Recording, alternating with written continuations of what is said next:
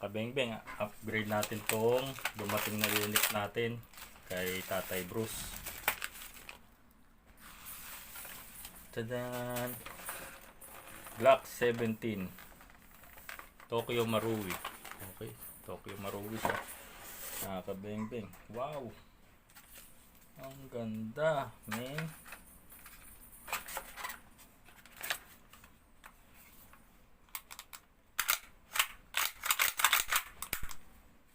Okay, all plastic po ang Tokyo Marui, mga kabengbeng to. Pero maganda ang performance niyan. Kahit ganyan yan. So may kasama po siyang ano to,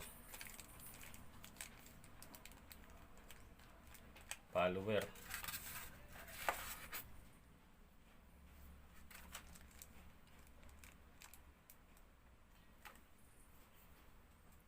Ito yung magazine niya. Puti pa magazine niya, metal. Yan. Ganda rin ng box niya. Glock 17. Tapos yung lalagyan niya ng front and rear sight. Yan.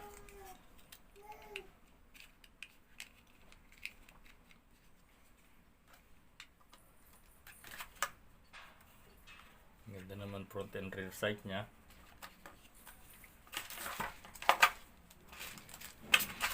Okay. So simulan natin upgrade nito.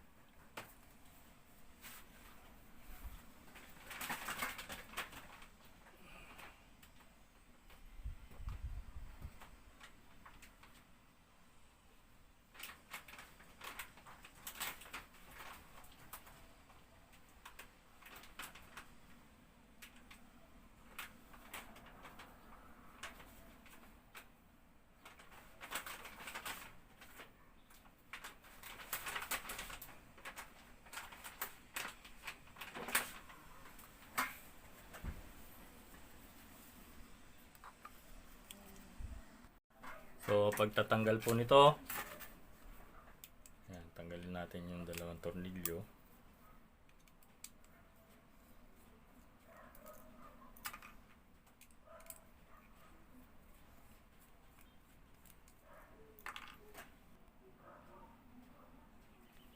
Yan. Alisin po itong half-up chamber. Tapos ito po yung sa half-up adjustment. Nakasabit po siya dito sa roller niya, sa nag-a-adjust dyan. Kasi ito po yung nagtitimpla ng performance ng takbo ng bala. So yan po, alisin po natin. Tapos kabit na po natin tong bago. So ito po may gatlap, may shim po siya dyan. Tapos doon nyo po siya itatapat para hindi maliligaw. Yan. Tapos ito po, kakawit nyo po ulit. Mayroon pong guhit yan, doon. Shoot nyo po yan doon. Itong kawit na to. Shoot nyo dyan para natitimpla-timpla nyo yung sikip ng bala. Okay. Tapos babalik nyo po ito ulit. Yan, ganyan. Tapos yung screw, balik nyo lang.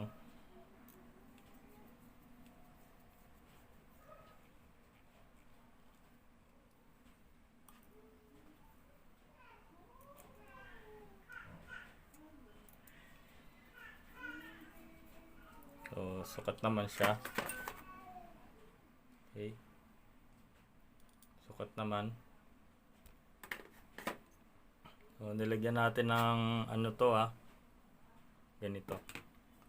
Para maganda ang seal. Tapos babalik na natin dito.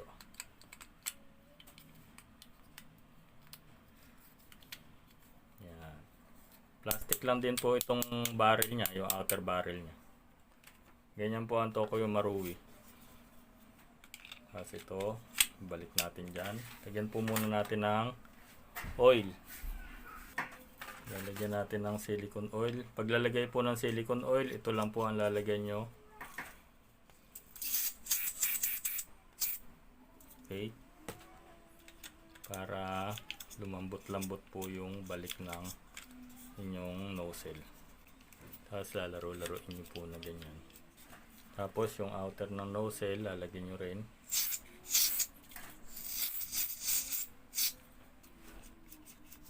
Okay. Tapos balik nyo lang po ulit. Tapos ito.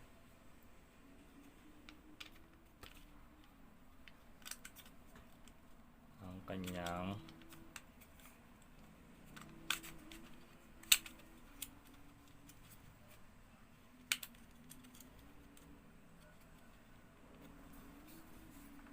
recoil guide saka recoil spring. Tapos babalik nyo na ulit. Ayan. Antay, malangis-langis pa. So, ang pang gagamitin nating gas dito ay yung binili niya.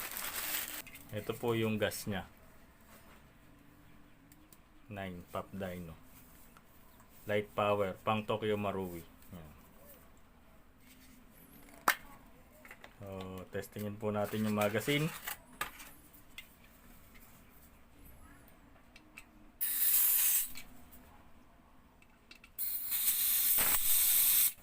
So, mukhang walang ano to.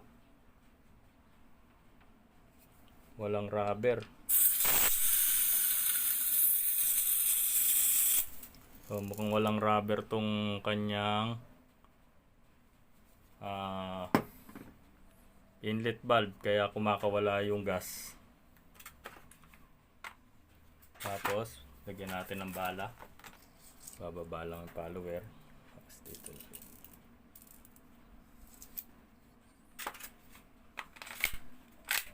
Testing. So, magandang pumutok.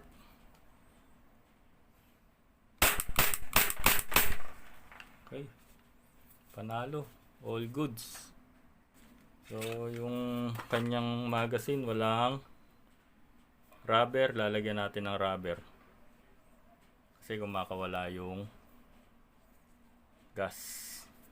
Tayo, lalagyan ko ng rubber to O-ring. So, meron pa akong nag-iisa. Ayan. Liit lang yan. Nilagay natin. O, tayo, nilagyan ko ng O-ring kasi nakakawala yung gas mo. So, ngayon, okay na. Kanina, kumakawala yan. Nilagyan ko na ng O-ring doon. So, testing ulit tayo.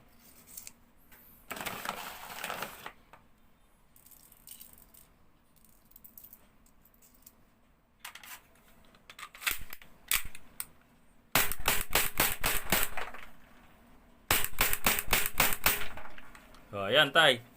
Goods na yung unit mo. Papadala na natin yan sa'yo. Salamat!